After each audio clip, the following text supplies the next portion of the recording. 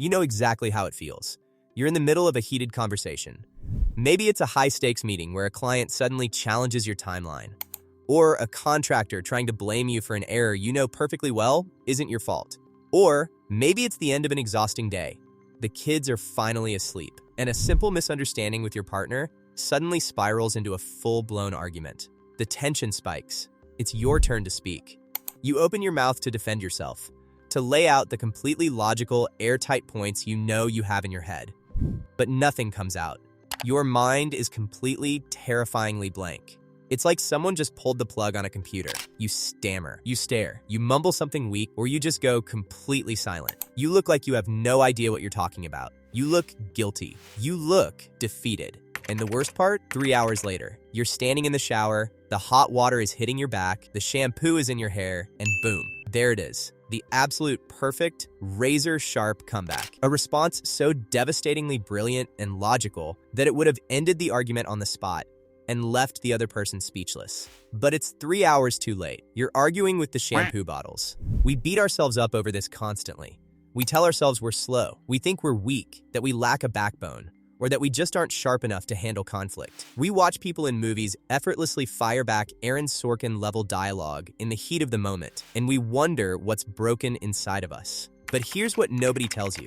This isn't a glitch. It's not a sign of weakness, and it has absolutely nothing to do with your intelligence. What you experienced in that moment wasn't a failure of your mind. It was a highly evolved, deeply primal survival mechanism successfully executing exactly what it was designed to do. Your brain didn't fail you. It was trying to save your life. To understand why this happens, we have to look at the architecture of the brain. You essentially have two completely different operating systems running at the same time. Behind your forehead is the prefrontal cortex. This is the CEO of your brain. It handles logic, rational thought, complex problem solving, and language. It's the part of you that knows the building codes, remembers the timeline of events, and strings words together to form a coherent argument. It's the civilized you. But deep down in the temporal lobe, there is an almond-shaped cluster of neurons called the amygdala. This is your brain's smoke detector. It's ancient, primal, and incredibly fast. It doesn't care about logic, it only cares about survival.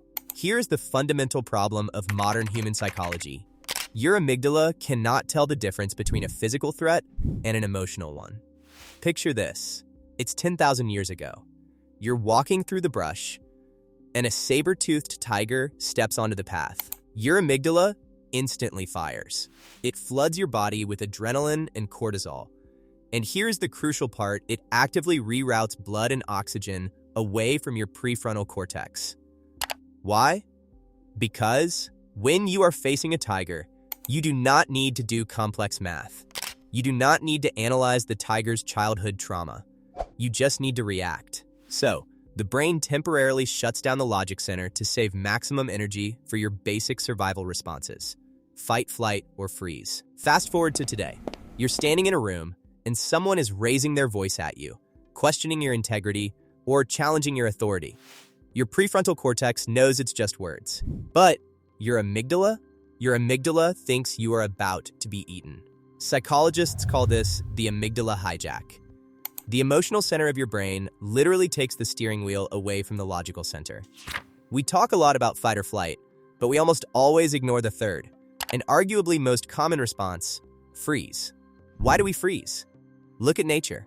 When an animal is overwhelmed by a predator and realizes it cannot win a fight and isn't fast enough to run away, what does it do? It plays dead. A deer in the headlights isn't stupid. Its nervous system has locked it down, hoping the predator's motion-based vision won't register it.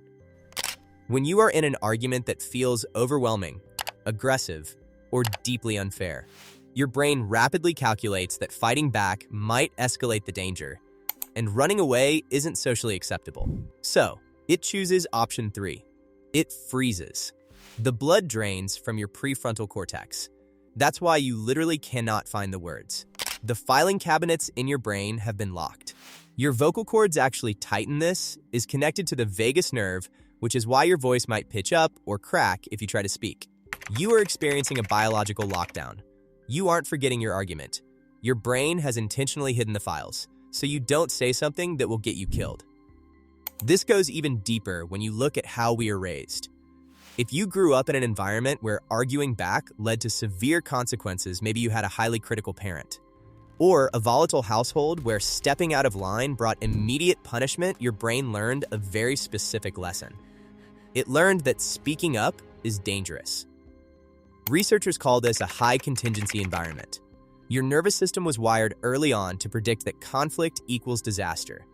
So, the moment voices raise, your amygdala hits the emergency brake twice as hard as someone who grew up in a perfectly calm, communicative household. Your brain defaults to the freeze response because, historically, being quiet was the only way you survived the storm. You built an emotional armor out of silence, and while that kept you safe when you were younger, it leaves you feeling entirely defenseless as an adult. So, what exactly happens 3 hours later? Why the shower?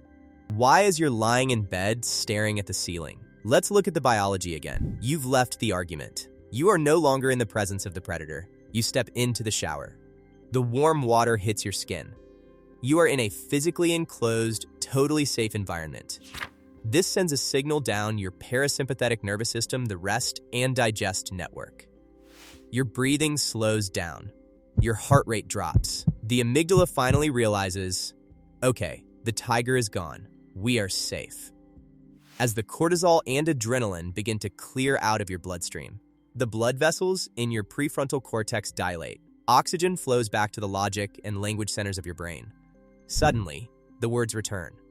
The arguments, the facts, and the responses you couldn't access during the conflict are now available again, because your brain no longer sees the situation as a threat.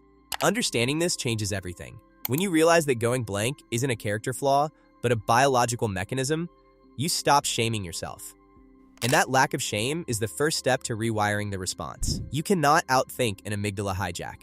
Logic is exactly what is offline. You have to outbody it. You have to send a physical signal to your brain that you are not in mortal danger. How do you do that? You buy time. The people who seem great at arguing rarely answer immediately. They've learned to build a buffer. When the attack comes, they don't jump straight into the defense because they know their brain needs a second to catch up. They take a slow, deep breath. Not a dramatic sigh, but a measured breath. Breathing deeply is the fastest way to manually trigger the vagus nerve and tell the amygdala to stand down. Then, they use a bridging phrase. Let me make sure I understand what you're saying. Or, that's an interesting perspective. Give me a second to process that. Or, even just pulling out a notepad and writing down exactly what the person just said. These actions take maybe 5 to 10 seconds. But in neurological time, 5 seconds is a lifetime. It is just enough time for the adrenaline spike to peak and begin to drop. It's enough time to keep the blood flowing to the prefrontal cortex. You are actively keeping your own brain online. We idolize people with snappy comebacks, but the truth is, the smartest responses come from reflection, not rapid-fire reactions. You aren't weak for freezing. You are just experiencing human evolution at work. Your brain is prioritizing your safety over your ego. It would rather keep you alive than make you look cool. The next time you get that terrifying blank feeling during a conflict, don't panic. Just remind yourself, my brain thinks we are fighting a saber-toothed tiger right now. But it's just a Tuesday meeting. Take a breath. Buy some time. Let your logic center reboot.